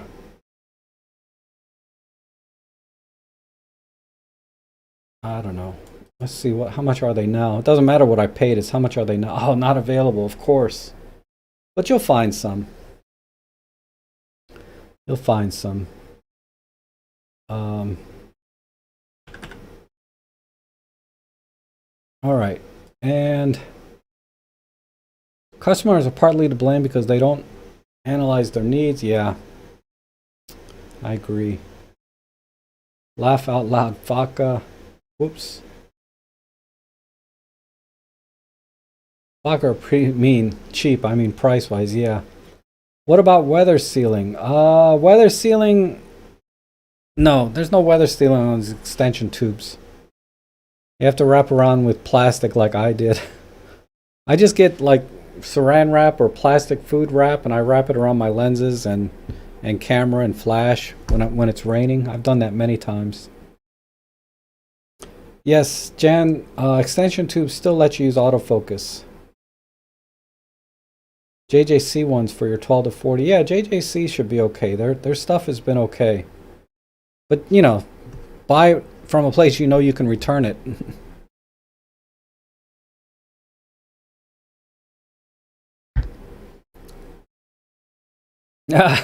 Lauren, I studied law. I miss my calling to be a surveyor. I talked to a guy, actually, he would go take pictures of the buildings as they were being constructed and for a bank, right? I should talk to him. I always thought that was a good job. He made a good living doing that.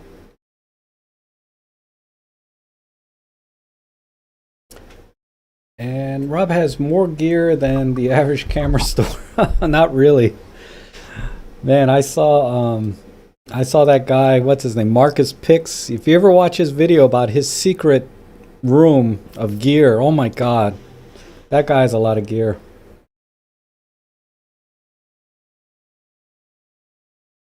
And I like my flip bracket. It has 24-inch umbrella that can be used on the side or high up. Second flash socket. Wow. Nice events for shooting. I don't know what a flip bracket is. And I had a rental car oh wait. And Rick says Olympus OMD, whatever instantly forgettable name they're calling themselves, might hire for destruction testing. That's right.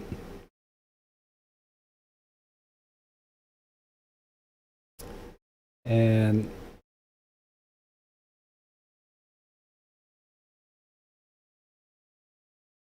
bear with me. I think I'm caught up on the chat. If I missed any of your questions, you have to type it again because I can't go back up in the chat section.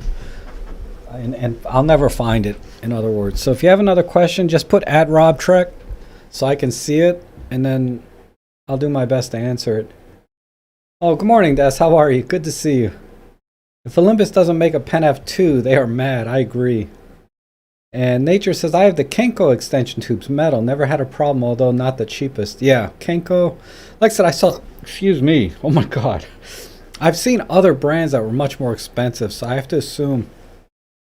When I was talking about the lining inside, you know, it's kind of shiny inside on this one. So I think light's reflecting and causing some flare. And these are plastic inside and out. I'm serious, I paid like $16 for these. Oh, you love the new mic. Is the mic sounding okay now? Hopefully it sounds okay. And excellent choice. It's brilliant at the job it was designed for. Oh, I'm sorry, that wasn't for me. And Jan, I'd love Pen F. The M5 Mark II appears to be win out in comparison. Which is better?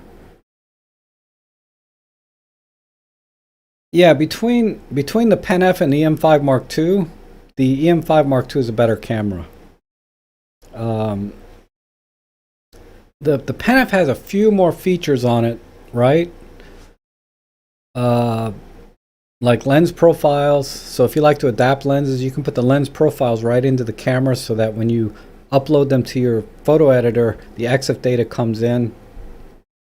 And you know, it's just some neat features, right? The color wheel, the color modes. So it's more of a JPEG type camera, although it'll do everything the M5 Mark II will do and more. The M5 Mark II has a better autofocusing. It's faster. And weather sealing. It's more compact and it just feels better in the hand. Like, I don't need to buy a third-party grip for this. It has a nice, good grip on it. Whereas, like on my Pen F, you know, I bought a grip for it because it's, yeah, I could hold it, but it's better with a grip. And I would say this is the better camera from all technical standpoints. And you'll get a better photo shooting experience with this. This camera is more of a vanity purchase. It's just beautiful. And if you like shooting JPEG, it has a lot of nice features for shooting JPEG with this color creator wheel. So this is more of a cosmetic choice, right? But from a technical standpoint, yeah, this is 20 megapixels versus 16, but it's not a big deal. I wouldn't call that a deal breaker between these two cameras. But this camera focus is faster. The only drawback to this camera really is the buffer, right? You're not going to do a burst shot for 5 or 10 seconds. You're going to do a burst shot for 1 or 2 seconds. If you're doing sports action shooting, the buffer is a little bit weak on this. But other than that, this camera excels really at everything. And it'll last you forever. It's really well built, all metal.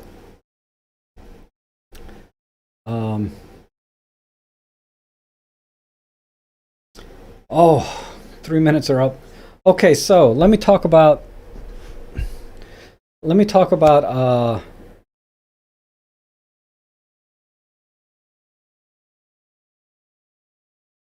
the mic is picking up a jackhammer now. It might be something. It might be just me kicking around here. All right, so let me talk about this thing before I go. The stream that Jimmy Chang had on yesterday. How do I find it? I'll just go to my history.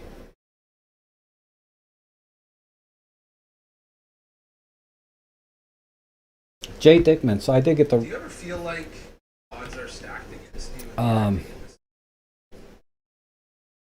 So this is the video you want to watch.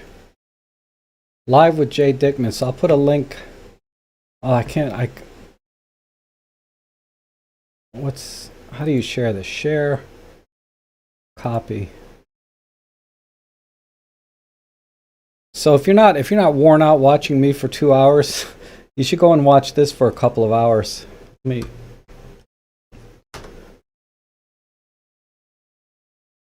know, I'm gonna watch it like twice. You know, I've already watched it like 1.5 times. I watched it all the way through yesterday, and I watched it some more again this morning. But I had taken some notes yesterday. But Jay Dickman's a photographer for like National Geographic. And oh, you can see the chat message. I was all over the place here. That's why sometimes, like when Jimmy or Joe Edelman or you know the other Peter Forsgaard have live streams, I don't like to get in there too much because I don't want to take away from their streams. You know, maybe they don't mind and they think it's great I'm there, but you know, you end up start talking about, you know, saying hi to everybody, and I enjoy that, but I just feel a little bit bad taking away a little bit. But so yeah, he did some rock photography in the beginning.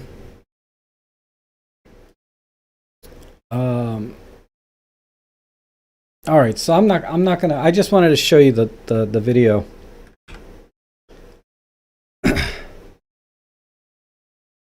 But these are the points.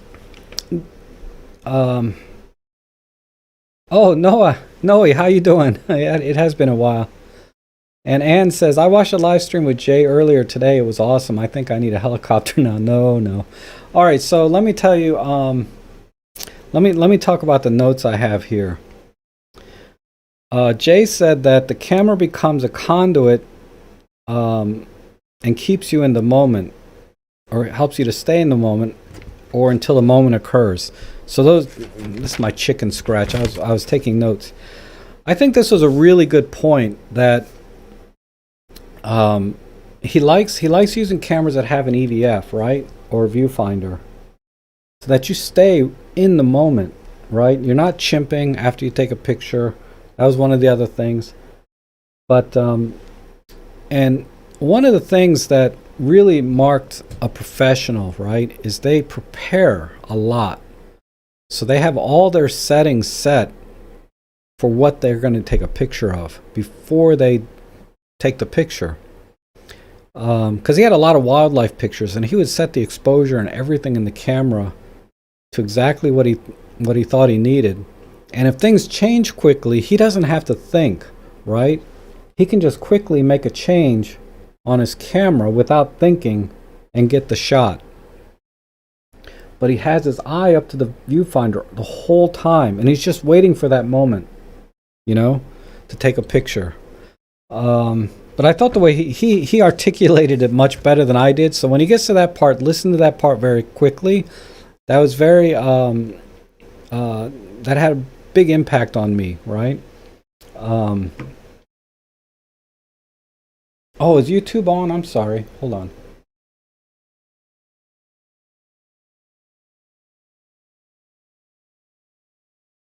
Let me close these windows down. Hopefully that helps.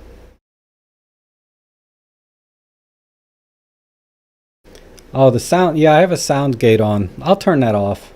Let me turn off my heater and the sound gate, because I want this to be clear.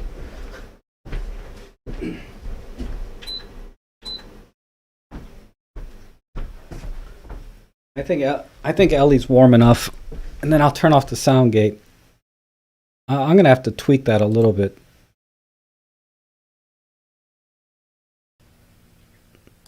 All right, so no noise gate, so you guys are gonna hear everything. If I swallow or burp,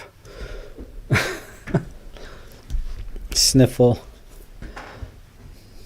Oh, it's your computer. Okay, hopefully the sound's okay now. All right, so yeah, so it's pretty early on in the stream, but he talks about his wording was the camera becomes a conduit and keeps you in the moment. So he's not thinking about camera settings. The camera doesn't get in the way at all of his no, I'm not using any cutoff on it. And then another thing that was interesting is when he was teaching a class, he said that he gave the students a 128 megabyte card, not gigabyte, megabyte, right? So you could only take about 20 or 30 pictures with that, if that. So it forced people not to take so many pictures. And I thought that was an interesting idea. So I'm going to have to see if I can find like a very small memory card, 128 megabyte or something that can only take, 20 or 30 pictures on it and see. Because I know, you can stop yourself after 20 or 30, but I feel like if I go out with a memory card and say, okay, I'm only going to take 20 pictures today, and then I go out, I might be done in 5 minutes. and I'm like, well, that was a waste of effort. But if you actually put a very small memory card in your camera that forces you to only take 20 or 30 pictures, then I know that I'm not going to blow that in the first, I'm not going to be a two-pump chump, so to speak. I'll get it. I'll get through. I'll take my time with the photos. And that's why I like to shoot films sometimes, because it does slow you down in that respect, and you only take pictures that you think are keepers. But I thought that was an interesting idea. And then, let's see. If I can read my own chickens. Yeah, this is the same idea. Know the technical stuff so that it gets out of the way of your photography, right? And I think that's what my channel does best is it teaches you all the technical things about the camera. I don't really talk about photography so much, about composition and things like that, but I try to teach you the technical things like the press and hold video I did recently, or my whole beginner series, or the live all the videos I have on how to use the cameras. I teach these things to you so that you know it and you can do things with it. And I think Rick actually had a very good idea that I should do videos about developing exercises for you guys to be good at using these particular features. So I'm giving that some thought. But yeah, know the technical stuff so it gets out of the way of your photography. And the technical stuff being, the features of your camera, exposure, aperture, all that stuff. And then number 4, I wrote down, know your subject so you can capture the moment. So again, this takes a lot of preparation, right?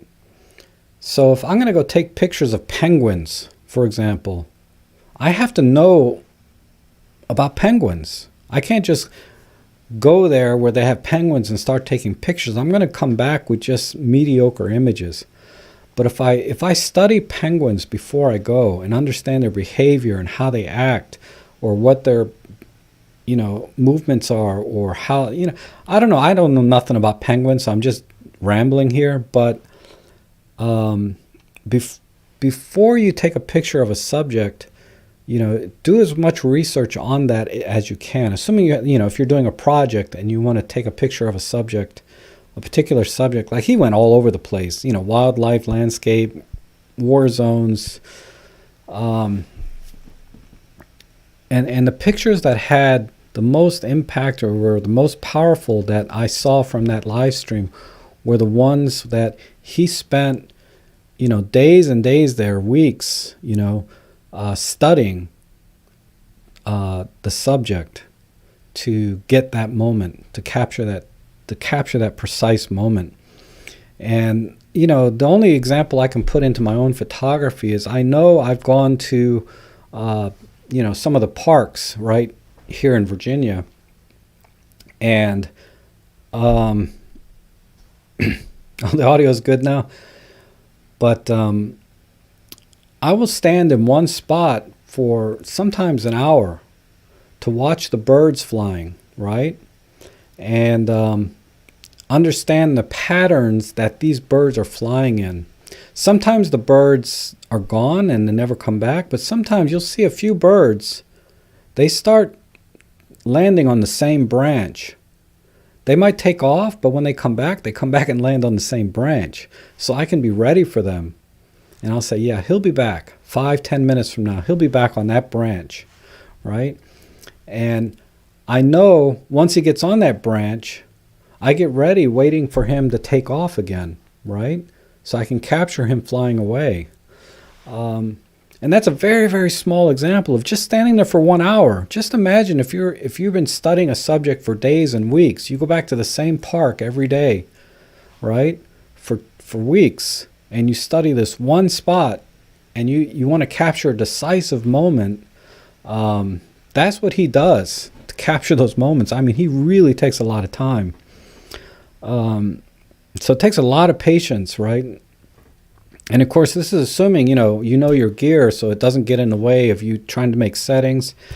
And you constantly, well, anyway, I'm not going to backtrack because I'm running out of time.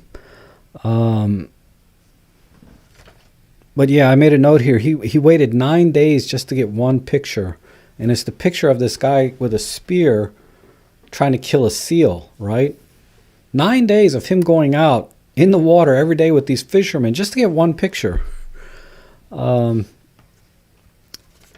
I thought that was an amazing, just opened my eyes a little bit to how patient sometimes these guys are. And a little super glue on the branch. Lauren kills me. And always be prepared to get the moment. So that goes back to what I was saying before is sometimes, I'm as guilty as this as anyone, is I chimp. I take a picture and I'm looking at the pictures and I miss the moment, right? So don't chimp is one of the things. And Jimmy gave a very good example about, he was, he's seen new wedding photographers go out, take a picture, and while they were chimping, they missed the first kiss of the wedding. They missed that decisive moment. So always be prepared. So just sit there with your camera like this, waiting to capture them, whatever it is. If you know your subject, then.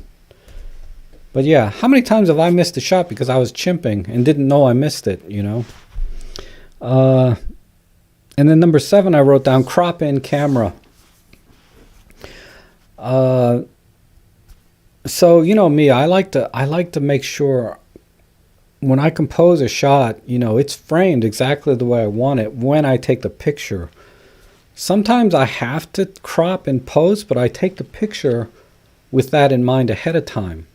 But generally speaking, and this goes back to saying when you buy a lens, when I buy a lens, I buy it for a specific focal length or a specific aperture, not because it's the sharpest lens, right? That you don't have to worry about. I'm focusing on the photography, and I need that specific focal length because I want to frame something a particular way. So always crop in camera, meaning frame it exactly the way you want it in camera. Don't think about trying to crop it later in post. Try and get it right, framed correctly right in. And the example he gave was, I think it was some kind of bird. But all the birds were brown and one was like still in full color. But he framed it so that there was no mud behind. You'll see it. You got to watch the stream. And then the last thing is I wrote was, okay, I'll answer that question. I'll come back and answer a couple of questions. Picture versus a photograph. What's the difference between a picture and a photograph? And I thought this was really good too, was a picture anybody can take, right? Anybody can take a picture, but a photograph is, my notes are terrible here, it's something that carries the story forward, that's more universal, that appeals to a wider audience, right? Because a picture is something just for the person that took the picture, they might enjoy it, but a photograph is more than that. It appeals to a wider audience. And like I said, I'm not articulating this well at all. So watch the stream. Definitely go back and watch the stream. And those are the main takeaways for me that I got. Now, there was a lot more stuff in there, a lot. And you may have a whole different set of notes than I do, right? But it was one of the most amazing streams or interviews that I've seen about photography. And I highly recommend you guys check that out. So Jimmy Chang's stream from yesterday, definitely watch that again. I'm going to watch it again maybe later today when I'm resting, because my neck is starting to ache a little bit. Luck favors the prepared. Yep. And you can't chimp if you shoot film. Yes. Do they make divorce videos too? Oh no. And the audio is really clean. So if I turn off all the filters and all the other crap, it's clean. Wow, that's good to know. So I can go for another, let me drink some coffee, take some pain meds, and I can go another couple hours.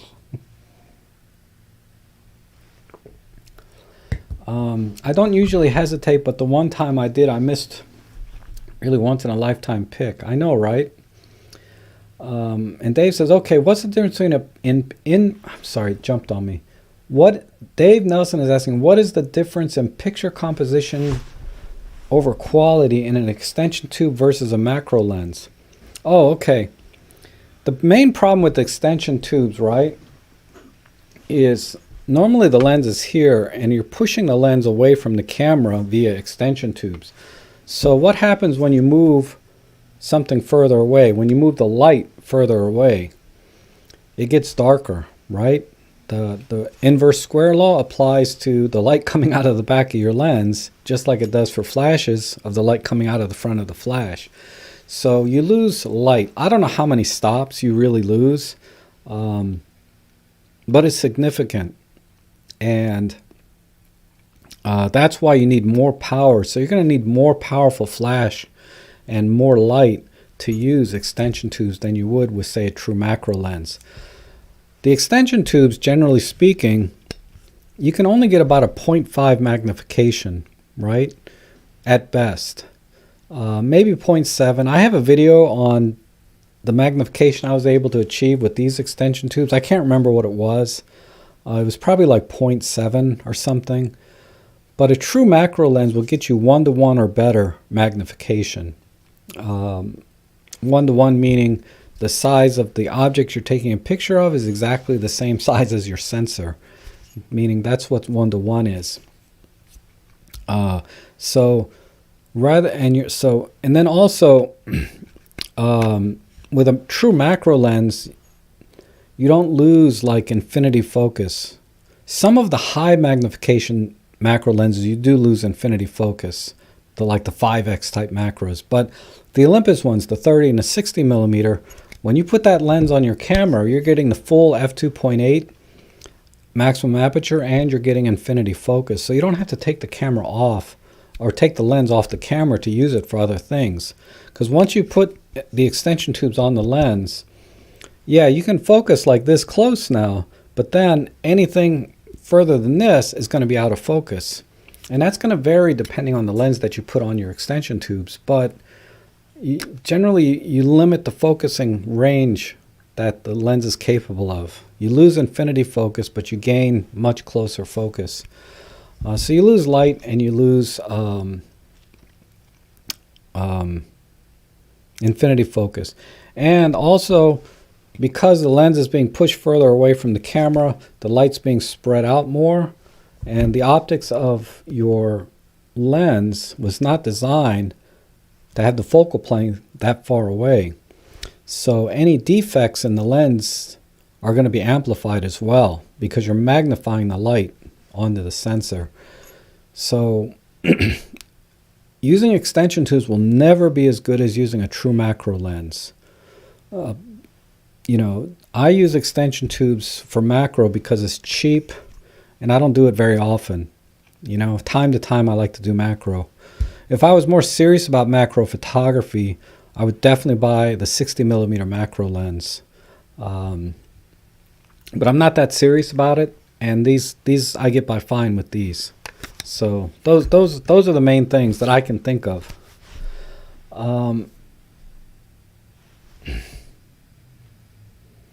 And yes, there are weather sealed. I'm sure there are weather sealed extension tubes out there. I just never shop for them because I'm not a serious macro guy. I'm a $16 macro guy, not $100. And I think of Jay, a picture only has meaning to the participants in the photo, but a photograph tells a story anyone can interpret and appreciate. Yes, that's what Jay said in a nutshell. And Jay had a talk in 2016 on B&H, was also phenomenal. Yes. I think you mentioned that, and somebody mentioned that in the stream yesterday, that he had something on B&H. So I'm going to look for that. And Jeffrey McFeeder says, I think with macro we lose about 2 stops per doubling of magnification or about 1 stop per 50%. I mean, that sounds about right. I mean, I don't know how much light it is exactly. But if that's the rule of thumb, that makes sense. And the judge let me record afterwards, ordered him to pay me. And Noah says, I got my extension tubes from China for about $5. They work great. Yeah. I mean, I bought mine on Amazon, so there's, a lot of middlemen there, right? So I paid $16, but I have to watch the stream. I tried to stay awake, but I went to sleep. Oh, hey, Roman. Yeah, I saw you in there yesterday. You told me to go see a doctor. I might have to, because it's bothering me now, and it shouldn't be. And John, oh man, the chat just jumped 1,000,000 miles here. The 60 macro is fantastic. Bern Meyer says the 60 macro is fantastic. It also works as a portrait lens and small tele lens. Yeah, extremely sharp. Yeah, and macro lenses are designed specifically for macro work, so they're going to be very sharp and distortion free at close distances, right? I don't know if there's any compromise on things further away. I mean, that's a good question for a lens designer, but they're designed for very close distances. If you divide the focal length into the millimeters of the extension tube, you have the amount of magnification being added to whatever the lens itself provides. Yeah, that makes sense, because I've seen those like extension tube. I have to test that though and see if that holds up on micro four thirds. So divide the millimeters of the extension tube by the focal length. No, divide the focal length into millimeters. I'll figure it out. It's millimeters and focal length. That makes sense. Because what I used to do is I just got a ruler. I have a video on macro. I just took a picture of the ruler. And I know our micro four thirds sensors are 17 millimeters wide, right? So I took a picture of the ruler to see the maximum magnification I could get. So if I got 10 millimeters out of 17, I would say, yeah, it's about 60%, it's about 60% magnification, or 0.6. Something, whatever the math was. That's what I did. But your way sounds a lot easier. But I have to test that and see if that bears out in practice, right?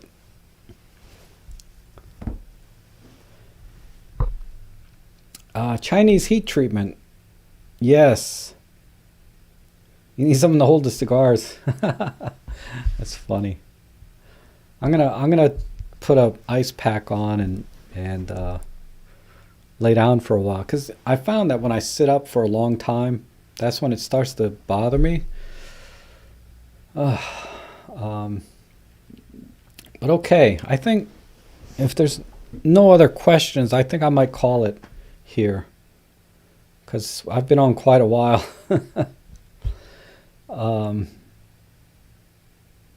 So if yeah, let's call it, because my neck's starting to bother me a little bit too much.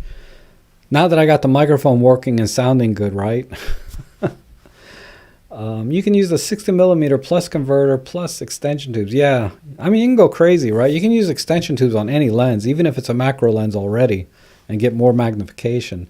But then you have all of those other compromises, right? With light and defects and all the things I talked about. Oh my God, Siegfried is here. How you doing, Siegfried? Siegfried's he has an awesome blog if you guys haven't seen it. One problem with how-to videos is remembering what Rob told you, so we're looking at training videos which embed the lessons through a series of exercises. Yes. See, that would make my channel more educational, right? And less... Well, I've never been a photography channel. I've always been a gear channel, like educational gear channel. But okay, yes, I'm gonna go and lay down a little bit. So thanks everybody for taking time out of your day to spend it with me. I really appreciate it. And I will most likely be back on Sunday, but I can't promise. I have to see how things go. We'll talk to you again tomorrow. Thanks for being here today.